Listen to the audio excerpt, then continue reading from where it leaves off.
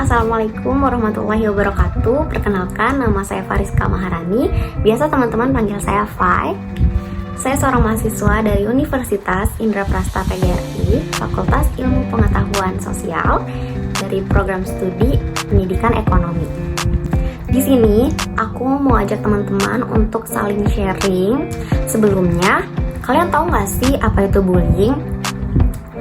Oke, aku akan jelasin ya.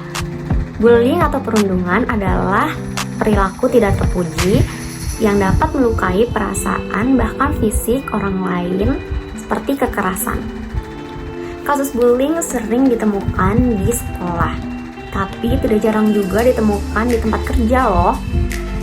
Pelaku bullying biasanya adalah orang-orang berkuasa yang dengan sengaja mengintimidasi korbannya dengan motif-motif tertentu. Jika dibiarkan, dampak perundungan bisa merugikan korban secara berkepanjangan seperti stres, depresi, atau bahkan trauma.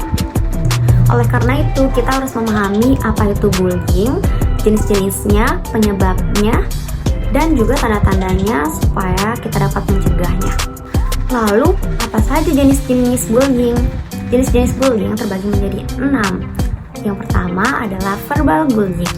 Verbal bullying terjadi ketika pelaku perundungan mengatakan atau menuliskan hal-hal yang berbahaya atau membuat ancaman seperti menyebut nama, mengejek, mengancam menyakiti, menggoda, dan melontarkan kalimat yang tidak pantas. Yang kedua, ada social bullying. Social bullying diantaranya adalah mengabaikan orang lain dengan sengaja, yang akan membuat si korban akan merasa sendirian padahal tempatnya ramai. Kemudian menyebarkan gosip tentang orang lain. Nih, di antara kalian juga pasti pernah kan dengar kabar-kabar yang kayaknya nggak tahu kebenarannya itu fakta atau bukan. Tapi kalian langsung aja tuh disebar-sebar ke orang lain. Padahal itu nggak boleh, apalagi kita nggak tahu berita tersebut fakta atau tidak. Ketiga, physical bullying. Physical bullying sendiri diantaranya segala sesuatu kontak fisik yang agresif, termasuk juga ke dalam physical bullying seperti menyakiti tubuh orang lain dan merusak barang orang lain. Keempat, cyberbullying. Cyberbullying merupakan perundungan atau pelecehan secara online seperti media sosial, telepon, komputer, atau media pesan singkat lainnya. Jadilah netizen yang bijak ya teman-teman. Kelima, rasis bullying. Rasis bullying meliputi mengejek, menghina, atau mengintimidasi orang lain karena faktor ras. Dan yang keenam, sexual bullying. Sexual bullying mencakup tindakan seksual yang tidak diinginkan, komentar tidak pantas, dan pelecehan secara online. Jika dirasa kalian melihat tanda-tanda seseorang sedang terbully, seperti merasa murung, sedih, gelisah, atau bahkan jika seseorang tersebut yang biasanya meraih prestasi tapi prestasinya tiba-tiba turun, jangan karena kalian bukan pelaku atau korban, kalian tidak peduli dengan keadaan sekitar. Kalian harus lebih aware terhadap lingkungan sekitar. Bantu mereka yang merasa kesusahan, kesulitan, kesedihan, dan juga ingatkan teman kalian yang memang dirasa sudah melebihi batas wajar dalam hal bercanda, seperti mencemooh. Itu kan pasti ada batasan-batasannya dong. Alasan yang mendorong untuk seseorang melakukan bullying kira-kira apa aja ya? 1. Cari perhatian atau caper.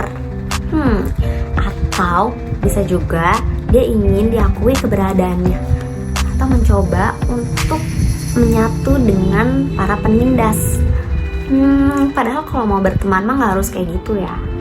Dirasa teman ini kurang baik atau toksik, jangan ragu untuk cut off guys, karena itu akan membuat sakit diri sendiri. Dampak bullying apa aja sih? Orang dewasa yang mengalami bullying pada saat anak-anak, mereka akan mendapatkan masalah pada kesehatan mentalnya. Mereka dapat mengalami depresi, gangguan kecemasan, antisocial personality disorder, atau yang paling parah, bunuh diri.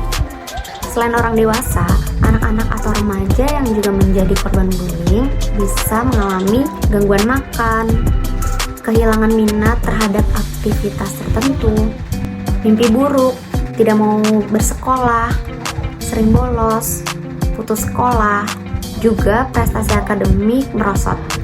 Terus, cara mengatasi bullying gimana? Yang pertama, cari bantuan. Bantuan diperlukan jika di mana pembulian sudah mengarah ke arah fisik dan kekerasan. Kedua, tetap tenang. Pelaku bullying biasanya akan memancing para korbannya untuk emosi. Jadi, para korban harus tetap tenang supaya para pembuli akan kesal sendiri. Ketiga, menjauh. Jika dirasa aman, maka berlarilah atau menjauh dari lokasi bullying. Keempat, kumpulkan bukti. Jika mengalami pembulian di internet, kalian screenshot kalimat atau percakapan yang mengancam atau menindas untuk dilaporkan kemudian. Dan yang terakhir, mengikuti program anti-bullying. Teman-teman, kalau kalian merasa sedang dibully, kalian nggak usah capek-capek pikirin gimana cara ngebalesnya. Kalian tinggal fokus aja ke diri kalian masing-masing, fokus untuk memperbaiki diri. Gimana caranya kalian bisa balas tanpa harus menyakiti atau melakukan hal yang sama seperti pelaku lakukan kepada kamu. Ingat teman-teman, roda terus berputar. Siapa yang menabur, dia yang akan menuai. Jadi teruslah berbuat baik tanpa harus memikirkan imbalannya. Kalau kamu baik terhadap orang lain, berarti kamu juga akan baik kepada diri kamu sendiri secara otomatis. Oh ya, aku juga udah tanya ke teman aku, kira-kira apa ya pendapat dia mengenai bullying. Yuk, langsung aja. Kali ini saya akan mewawancarai teman saya yang bernama Melisa. Langsung aja kita ke pertanyaan yang pertama, yaitu apakah Melisa pernah dengar istilah perundungan atau bullying? Pernah. Selanjutnya pertanyaan kedua, apakah Anda pernah menjadi korban bullying? Alhamdulillah sampai saat ini saya nggak pernah yang namanya ngalamin perundungan atau bullying seperti itu.